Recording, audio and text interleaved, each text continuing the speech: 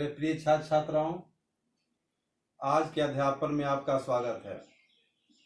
आज मैं आपको विराम चिन्ह का प्रयोग सिखाएंगे। विराम चिन्ह के संबंध में एक वीडियो मैं बनाया था, आप लोगों ने देखा था। उसमें विराम चिन्ह का विस्तृत प्रयोग बताया गया था, उसकी परिभाषा उदाहरण के साथ समझाया गया था। आज के इस वीडियो में आपके पाठ्य पुस्तक के उदाहरणों के आधार पर विराम चिन्हों को समझाया जाएगा और उसकी पहचान की जाएगी, जैसा बोर्ड के एग्जाम में या अन्य परीक्षाओं में आता। विराम चिन्ह जीवन के भाग दौड़ में व्यक्ति आराम करता है। विराम का अर्थ आराम होता है। वैसे ही लेखन में विराम चिन्हों की भी आवश्यकता होती है। मनुष्य अपने भावों का, अपने विभिन्न भाव भंगिमाओं का बोध इन विराम चिन्हों के माध्यम से ही कराता है। लेखन में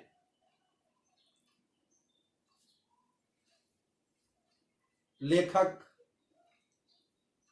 अपने मन के भावों को इन विराम चिन्हों के माध्यम से प्रस्तुत करता है।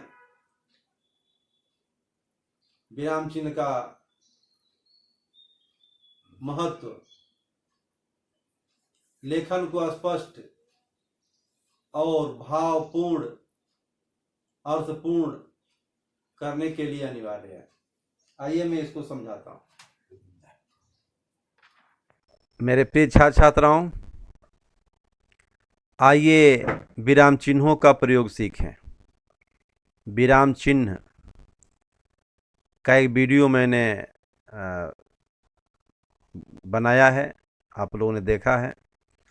अब इसमें उसको किस तरह पहचानेंगे, इसी की प्रैक्टिस करेंगे। विराम का शाब्दिक अर्थ होता है ठहराव। जीवन की दौड़ में मनुष्य को कहीं न कहीं रुकना या ठहरना भी पड़ता है। विराम की आवश्यकता हर व्यक्ति को होती है। जब हम काम करते करते थक जाते हैं तब मन आराम करना चाहता है। यह आराम विराम का ही दूसरा नाम है। पहले विराम होता है, फिर आराम। स्पष्ट है कि साधारण जीवन में भी विराम की आवश्यकता होती है। लेखन मनुष्य के जीवन की एक विशेष मानसिक अवस्था है। लिखते समय लेखक यूं ही नहीं दौड़ता, बल्कि कहीं थोड़ी देर के लिए रुकता है, ठहरता है और पूरा विराम लेता है। ऐसा इसलिए होता है कि हमारी मानसिक दशा की गति सदा एक जैसी नहीं होती। यही कारण है कि लेखन कार्य में भी विराम चिन्हों का प्रयोग करना पड़ता है। यदि इन चिन्हों का उपयोग न किया जाए तो भाव अथवा विचार की स्पष्टता में बाधा पड़ेगी और वाक्य एक दूसरे में उलझ जाएंगे, अर्थात वह स्पष्ट भाव का बोध नहीं करा पाएंगे। और स्पष्ट भाव का बोध की ही बात नहीं है, वह अर्थ का अनर्थ भी कर देते हैं। समझाया गया पिछले वीडियो में। तब पाठक को व्यर्थ ही माथापच्ची करनी पड़ेगी।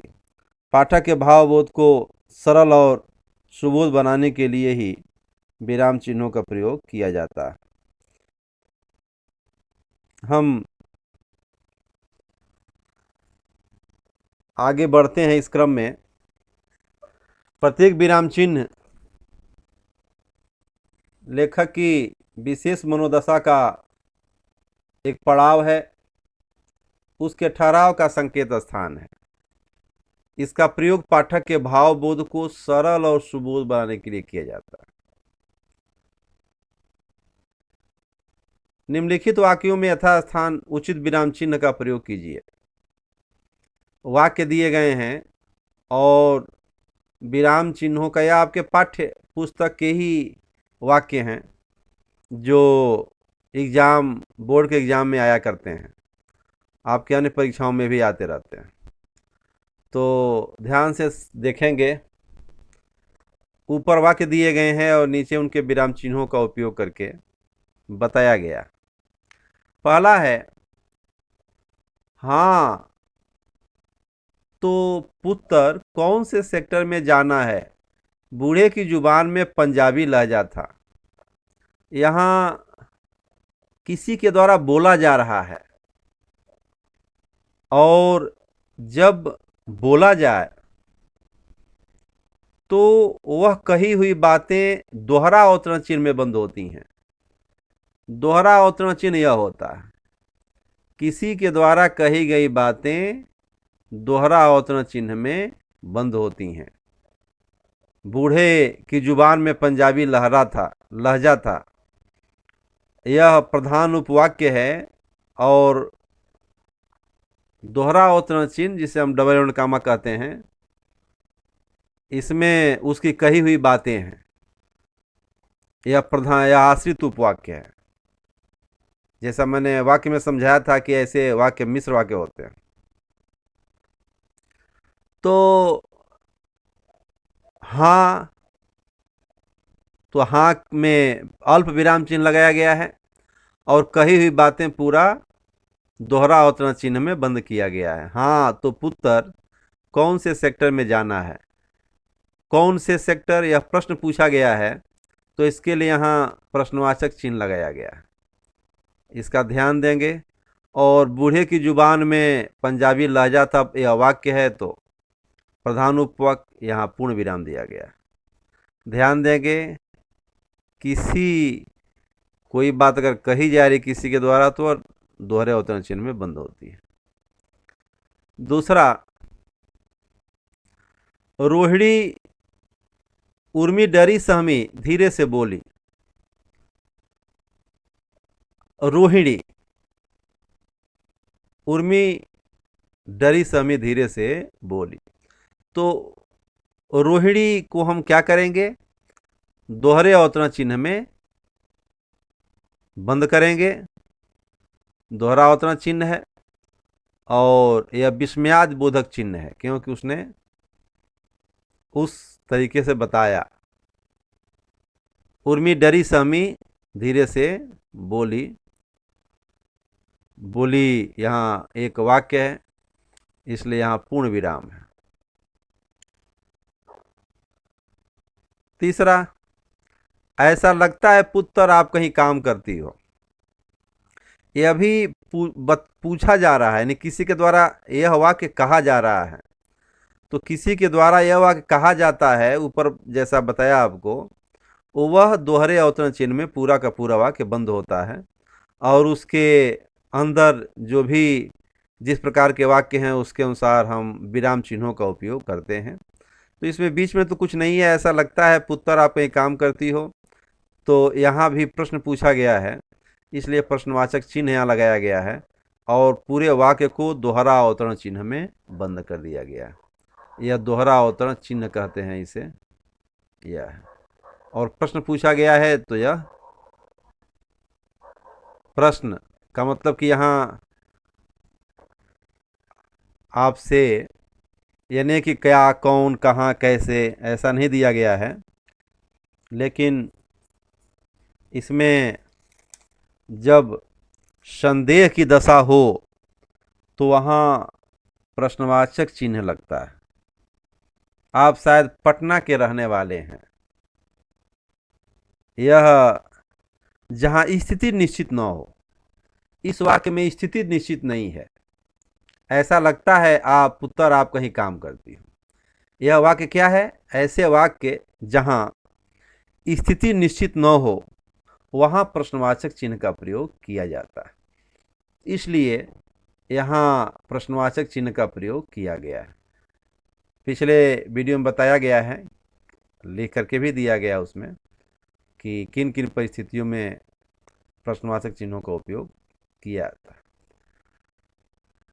उसको अभ्यास की ज़रूरत है, और इसको हम डबल एंड कामा में बंद कर देते हैं। चौथा है, मैं भी क्या क्या सोचती रहती हूँ। उसने इन्हीं ठहाकों के बीच फिर सोचा। मैं भी क्या क्या सोचती रहती हूँ, यह सोचने की बात है, कोई वाक्य में विशेष है, तो इसको हम इकहरा अवतरण चिन्ह में बंद किए हैं। यह इकहरा अवतरण चिन्ह लगेगा। उसने इन्हीं ठहाकों के बीच फिर से सोचा। सोचा के बाद पूर्ण विराम लगाया गया।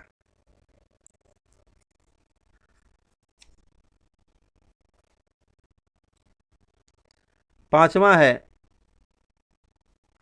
उसने सोचा लेकिन धीरे से बुदबुदाई। अरे भीतर तो आने दो।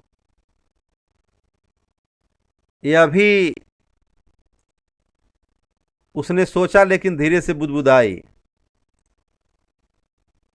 और अरे भीतर तो आने दो यह कही गई बात है उसके द्वारा। तो जब दोहरे अवतरण चिन्ह का एक नियम है कि जब हम कोई महत्वपूर्ण कथन कहते हैं, कहावत संधि को उद्धृत करने की बात आती है, तो वहां दोहरा अवतरण चिन्ह में उसको कहा जाता है। जैसे उसने सोचा लेकिन धीरे से बुदबुदाई, क्या बुदबुदाई, उसको हमने दोहरा अवतरण चिन्ह में लगाया, और यह विस्मय प्रकट कर रहा है, इसलिए यहाँ विस्मयाद बोधक चिन्ह लग गया। अगर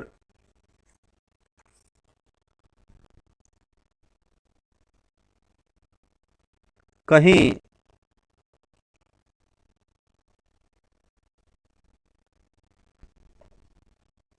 ऐसे वाक्य जो किसी के कथन के द्वारा हों, कहे गए हों, तो उसे या यूं कहो कि प्रधान उपवाक्य को आश्रित उपवाक्य से अलग करने के लिए यहाँ अल्प विराम लगाया जाता है, और जो कथ्य होता है उसको दोहरे अवतरण चिन्ह में बंद कर दिया जाता है।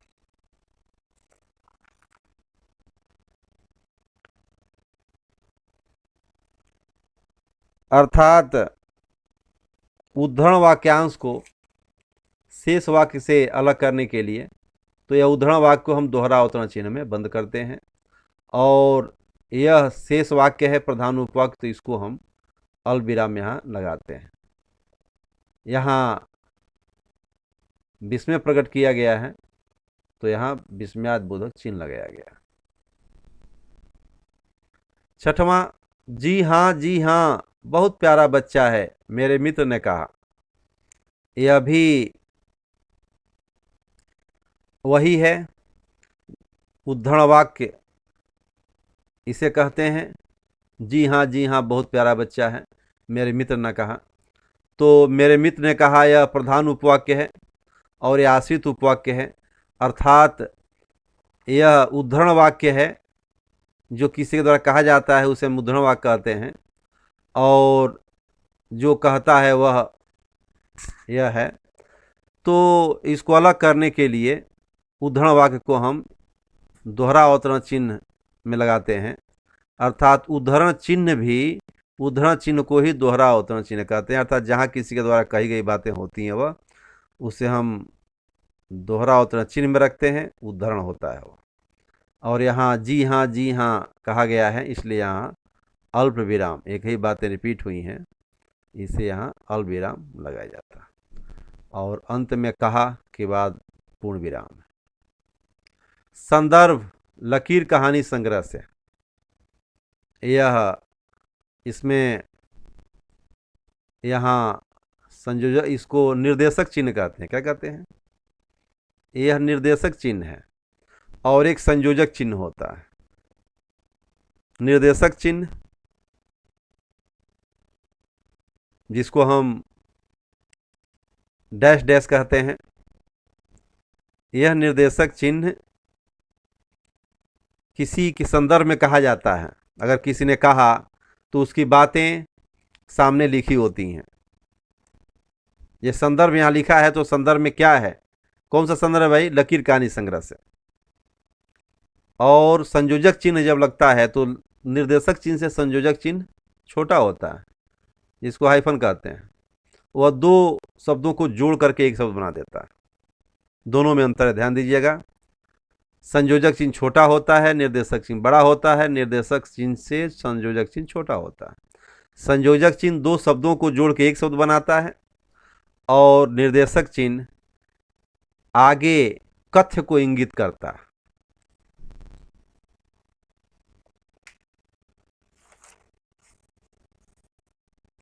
दो या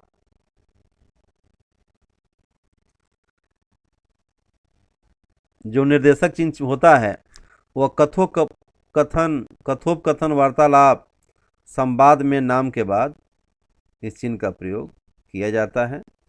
और कभी कभी विषय के साथ अन्य बातों की सूचना देने के लिए भी इसका प्रयोग किया जाता है, जैसे यहाँ दिया गया। 8वां है, तुम बोलती क्यों नहीं। अंबिका आक्रोश की दृष्टि से उसे देखती है। यह भी तुम बोलती क्यों नहीं, यह भी उदाहरण है। दोहरा अवतरण चिन्ह को या इकारा को हम दोहरा अवतरण चिन्ह को उद्धरण चिन्ह भी कहते हैं। किसी के द्वारा कही गई बातें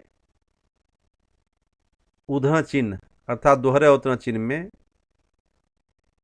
रखी जाती हैं। चूंकि यहाँ क्यों प्रश्नवाचक चिन्ह है, इसलिए यहाँ प्रश्नवाचक चिन्ह लगाया गया है। प्रश्नवाचक शब्द है क्यों, तो यह उद्धरण है।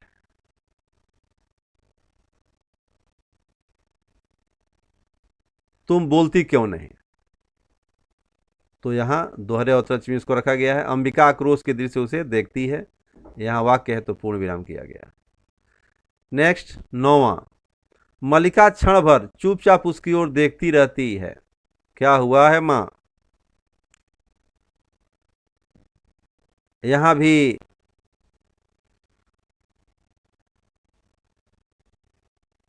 मल्लिका द्वारा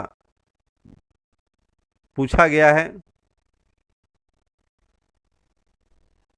मल्लिका क्षण भर चुपचाप उसकी ओर उस सब देखती रहती है। एक वाक्य है तो पूर्ण विराम कर दिया गया है। और उसने जो बोला है माँ को, तो उसको हम दोहरा अवतरण चिन्ह में बंद किए हैं। क्या हुआ है, अल्प विराम लगाया गया है। माँ, यहाँ प्रश्नवाचक चिन्ह है क्योंकि यहाँ प्रश्न किया गया और पूछा गया है मल्लिका के द्वारा, इसलिए यहाँ सभी उद्धरण को उसके द्वारा कहे गए वाक्य को यहाँ दोहरा अवतरण चिन्ह में लिखा गया। नेक्स्ट नंबर, 50 कहानियां पढ़ जाओ तो कहीं एकाध नाम मिलता है, नहीं तो लोग यह वह से काम चला लेते हैं। अब यहाँ 50 कहानियां पढ़ जाओ तो कहीं एकाध नाम मिलता है, यह उपवाक्य है, तो यहाँ अर्ध विराम का प्रयोग किया गया है। क्योंकि एक वाक्य में कई उपवाक्य हैं तो उनको हम अर्ध विराम से काम चलाते हैं। नहीं तो लोग यह वह एक ही प्रकार के शब्द हैं, इसलिए यहाँ विराम इनके बीच में आया है।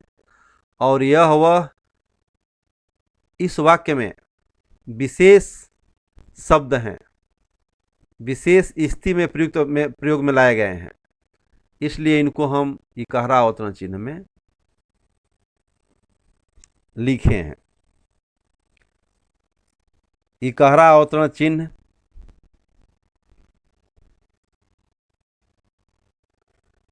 वाक्य के बीच में आए हुए ऐसे शब्द जिन पर जोर देने का उद्देश्य हो, वहाँ उन शब्दों को इकहरे अवतरण चिन्ह में बंद कर देते हैं।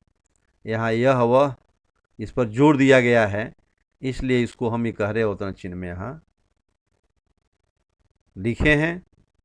इकहरे अवतरण चिन्ह में इसको लिखा गया है। वाक्य का अंत है, यहाँ पूर्ण विराम लगाया गया। आज्ञार्थक और विधानार्थक वाक्यों के अंत में पूर्ण विराम लगता है। यह तो हुआ आपके पाठ्यक्रम का वाक्य जो विराम चिन्ह लगा करके आपको बताया गया है। अब कुछ विराम चिन्हों को दिया गया है जिसका प्रयोग आप करेंगे लगा करके। तो आइए निम्नलिखित विराम चिन्हों का प्रयोग करते हुए लगभग 10 वाक्य बनाया जाए। इसमें ये पहला है पूर्ण विराम। यह संयोजक चिन्ह है, अर्ध विराम है, अल्प विराम है। अल्प विराम ध्यान दीजिए, यह अर्ध विराम है, यह संयोजक चिन्ह है, यह पूर्ण विराम है, यह विस्मयादि बोधक चिन्ह है, यह इकहरा अवतरण चिन्ह है जिसको सिंगल यूनिट कामा कहते हैं, यह दोहरा अवतरण चिन्ह है जिसको उद्धरण चिन्ह या डबल यूनिट कामा कहते हैं इंग्लिश में। यह कोष्टक है, इसका बार बार प्रयोग होता है वाक्यों में, इसको जाना जरूरी है, सबको जाना जरूरी है, महत्वपूर्ण है जो दिया गया यहाँ पे। यह प्रश्नवाचक चिन्ह है और जो एक दिया गया है यह लाघव चिन्ह है। क्या है? लाघव चिन्ह। आपको आगे भी काम करेगा। लाघव चिन्ह महत्वपूर्ण है। अब तो कंप्यूटर संगणक के युग में यह नीचे लग रहा है शब्द के, नहीं तो शब्द के बीच में लगता था। अभी भी प्रिंटिंग में बीच में ही लगता है, लिखते समय कंप्यूटर में अब इसका स्थान नीचे कर दिया गया। यह लाघव चिन्ह है। आइए एक एक करके इसको एक एक उदाहरण से आपको समझाते हैं। पूर्ण विराम के लिए जैसे राम घर जाता है, पूर्ण विराम लगा हुआ है। एक आज्ञार्थक या विधानार्थक वाक्य के अंत में पूर्ण विराम रहता है, इसका ध्यान दीजिएगा। अब यह आजकल, आजकल दिया गया है, आजकल के बीच में संयोजक चिन्ह है जिसे योजक चिन्ह भी कहते हैं, इसको विभाजक चिन्ह भी कहते हैं कहीं कहीं।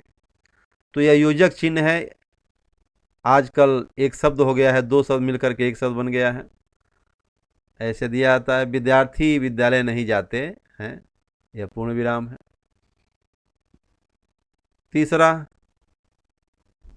अब यह अर्ध विराम है। दो उपवाक्य हैं, एक उपवाक्य से दूसरे उपवाक्य को अलग करने के लिए अर्ध विराम का प्रयोग किया जाता है।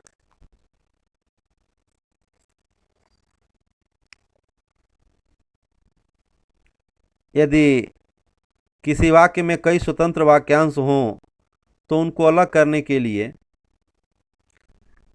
अर्ध विराम का प्रयोग करते हैं। जैसे अहिंसा का पुजारी हिंसा का शिकार हुआ, यह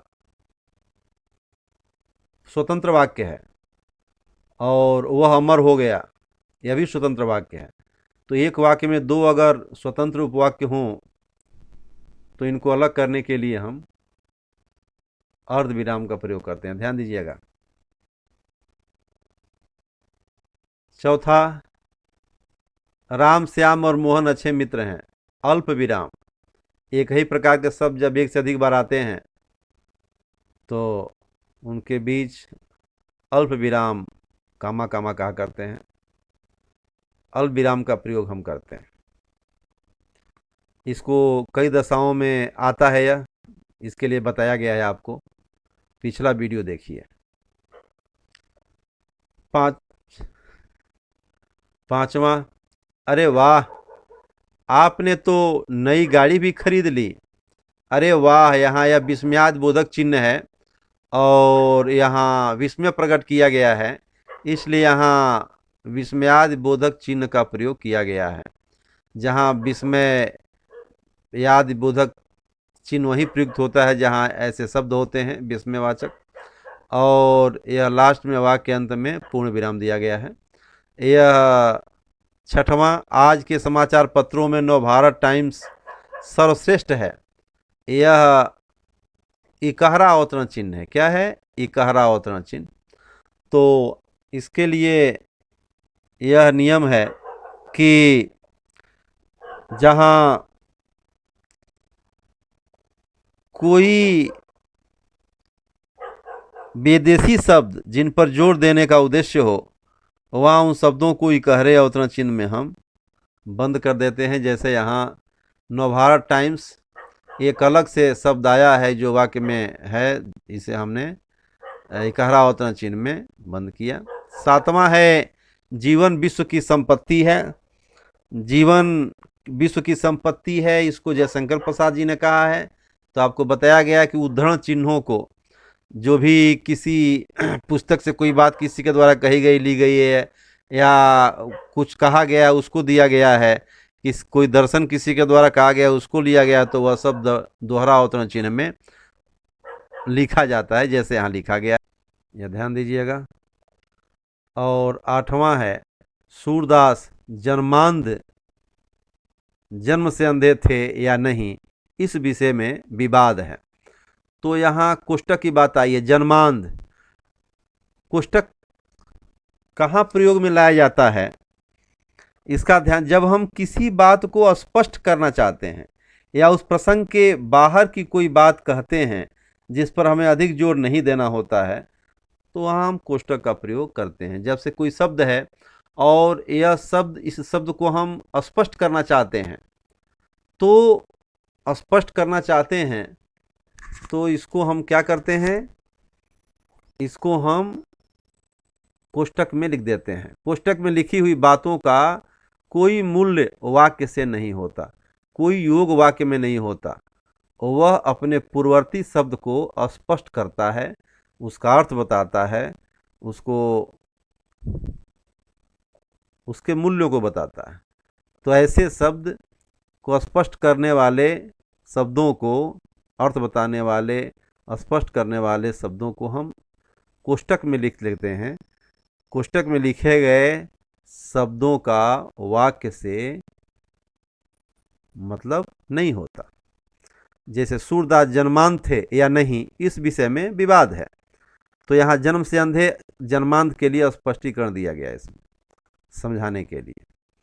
तो थे या नहीं, यहाँ कामा आ गया, यानी अल्प विराम आ गया, और यहाँ पूर्ण विराम आ गया, वाक्यांत। नेक्स्ट, आप शायद पटना के रहने वाले हैं। यहाँ संदेह प्रकट किया गया है, जैसा मैं पहले बताया आपको। जहाँ स्थिति निश्चित न हो वहाँ प्रश्नवाचक चिन्ह का प्रयोग किया जाता है। जैसे पहले उदाहरण में आपको बताया था, यहाँ भी स्थिति निश्चित नहीं है, शायद आप पटना के रहने वाले हैं, और अस्पष्ट होने के कारण यहाँ प्रश्नवाचक चिन्ह लगाया गया है। ऐसे वाक्य में लगाया जाता है। और 10वां है लाघव चिन्ह, उसे हम लाघव चिन्ह कहते हैं, दिखाया था लास्ट वाला आपको बिंदु। अब यह लाघव चिन्ह अभी तो कंप्यूटर युग में यही लगेगा, नहीं तो पहले यहाँ बीच में लगता था। हम लोग पढ़ते तो बीच में ही लगता था, क्योंकि उसमें हाथ से लगाया जाता था या टाइप से लगाया जाता था या मशीन से लगाया जाता था छापे खाने से, तो यहाँ लगता था। यह 60 शब्द होते हैं, हायर कंपटीशन में भी उनको आते हैं और उनको विस्तृत किया जाता है। तो आज जैसे मैंने उदाहरण दिया, आरबीटी विद्यालय, आर लाघव चिन्ह, बी लाघव चिन्ह, टी लाघव चिन्ह, यह क्या करते हैं, यह शब्द को संक्षिप्त कर देते हैं। लाघव चिन्ह का उपयोग किस लिए किया जाता है, शब्दों को संक्षिप्त करने के लिए। जैसे यहाँ कर दिया गया, आरबीटी विद्यालय लिख दिया गया। अब आर का क्या है, राम दुलारी, इसको संक्षिप्त कर दिया गया यहाँ लाघव चिन्ह के द्वारा, एक शब्द के द्वारा, आर के द्वारा, एक आर। और यहाँ बी ब्रिजराज नाथ तिवारी है, तो इसको हम बी से कर दिए लाघव चिन्ह लगा करके, और तिवारी का यहाँ टी कर दिए। विद्यालय, आरबीटी विद्यालय, इसका पूरा क्या है फॉर्म, पूरा क्या होगा शब्द, राम दुलारी ब्रिजराज नाथ तिवारी विद्यालय। तो इसको लाघव चिन्ह से हम संक्षिप्त कर दिए, आरबीटी कर दिए, विद्यालय है। तो यह आपका विराम चिन्ह रहा, आप इसको समझे होंगे। और बृहद रूप से समझने के लिए मैंने इसके पहले एक विराम चिन्ह का वीडियो आपको बना के भेजा है, उसको देखिए, समझिए। यह उदाहरण रहा, आप अभ्यास करेंगे और यह, इसमें किसी प्रकार की त्रुटियां नहीं होंगी, यह पूरा विश्वास है। धन्यवाद।